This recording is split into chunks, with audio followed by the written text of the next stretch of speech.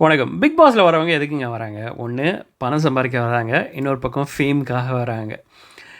ஆனால் இந்த சீசன் 8 ஒரு கண்டஸ்டன்ட் வந்திருக்காங்க. அவங்க ஃபேம் வேணும் அப்படிங்கிறதுக்காக அவங்களே வந்து பைசாவை அள்ளி அள்ளி கொடுத்து பிக் பாஸ் டீமுக்கு ஈக்குவலாக வந்து பார்த்திங்கன்னா அவங்க ஒரு 4-5 கண்டஸ்டண்ட்டை ரெடி பண்ணி உள்ளார பே பண்ணி உள்ளார உட்கார வச்சுருக்காங்க அப்படிங்கிற மாதிரி தகவல் வருது. கேட்கவே ரொம்ப ஷாக்கிங்காக இருக்குது.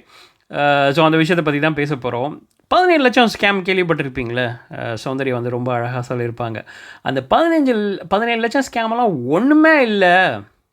இப்போ பாரு, நான் ஒரு ஸ்கேமை பண்ணி காட்டுறேன் அப்படின்னு ஒரு செமையான ஒரு ஸ்கேமை லாஸ்ட் ஒரு 1 வீக்கில் அரங்கிட்டு இருக்காங்க.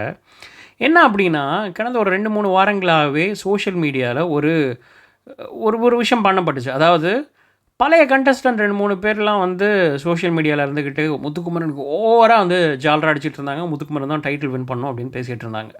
ஸோ முத்துக்குமரனோட ரசிகர்கள்லாம் என்ன பண்ணாங்க, அவங்களாம் உள்ளார போகிறாங்க, முத்துக்குமரனுக்கு நல்லா எனர்ஜி ஊட்டுவாங்க அப்படிங்கிற மாதிரிலாம் ரொம்ப சந்தோஷப்பட்டாங்க.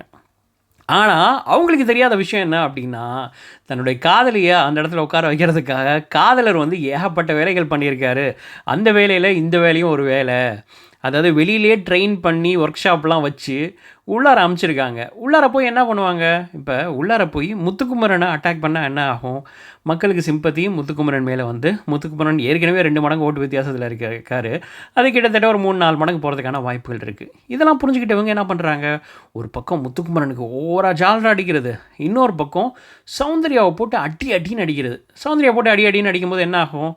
என்னங்க, வெளியில் உங்களை மக்கள் இதனால தான் அனுப்பிச்சி விட்டாங்க, திருப்பி அதே வேலையை பண்ணிகிட்டு இருக்கீங்களா அப்படிங்கிற மாதிரி ஒரு கேள்வி வரும். இன்னொரு பக்கம் அது வந்து சிம்பத்தியாக மாறும்.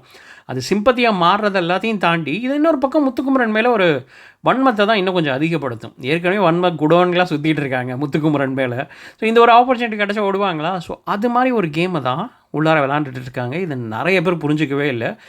வெளியில் இது எல்லாமே பிளான் பண்ணி ஒரு அரங்கேற்றம் நடந்துகிட்ருக்கு. இதில் கொடுமை என்னென்னா, உள்ளார போகிற கண்டஸ்டண்ட்டுக்கு பிக் பாஸ் டீம் பே பண்ணுவாங்க, இல்லைனா விஜய் டிவி பே பண்ணுவாங்க. ஆனால் இங்கே ஒரு கண்டஸ்டன்ட் வந்து தான் டைட்டில் அடிக்கணும் அப்படிங்கிறதுக்காக வெளியில் ஆட்களுக்கு பே பண்ணுறது, இன்னொரு பக்கம் உள்ளார உள்ள கண்டஸ்டண்ட்டுக்கு பே பண்ணுறது, விட்டால் வந்து பிக் பாஸுக்கே பே பண்ணுவாங்க போல இருக்குது, விஜய் சேதுபதிக்கே பே பண்ணுவாங்க போல இருக்குது. அந்தளவுக்கு காசு இருக்காப்பா. என்னப்பா வறுமைன்னு வந்து என்னென்னலாம் படம் போட்டிங்க. எனிவே, இதை பற்றி நீங்கள் என்ன நினைக்கிறீங்க?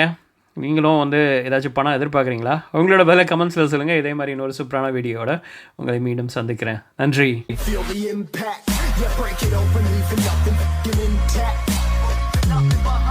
yo, you've been hacked. You're safe, hard in, but I found it, homie, been cracked.